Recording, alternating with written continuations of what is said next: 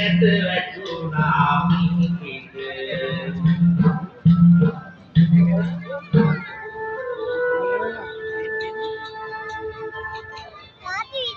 බලන්න වාසනාවන්ත පින්වතුනි පින්වතියනි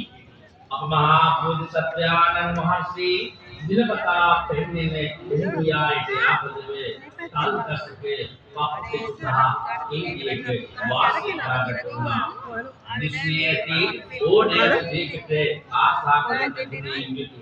ඉවිදිය මනස්කාන්ත රූපයෙන් වර්ණවත් වූ දැස් වලින් මේ බමුණාගේ කුලා ගුණින්නට පහුකාට අන්තරා වුණා වනේ මිනිසුන්ගේ දැස් කුලා ගන්නට ඉවිදියගේ බලවත් ඉල්ලීම පරිදි මේ කෙසේ හෝ සිදු කළ යුතුයයි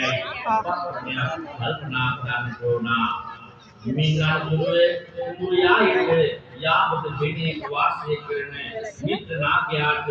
එවිදියේගේ ඉල්ලීම ඉටු කිරීමට සහයෝගය දෙමින් ඉල්ලා සිටින්නට වුණා. එහිදී ඊට පසුවදා බෝධිසත්වයාණන් වහන්සේ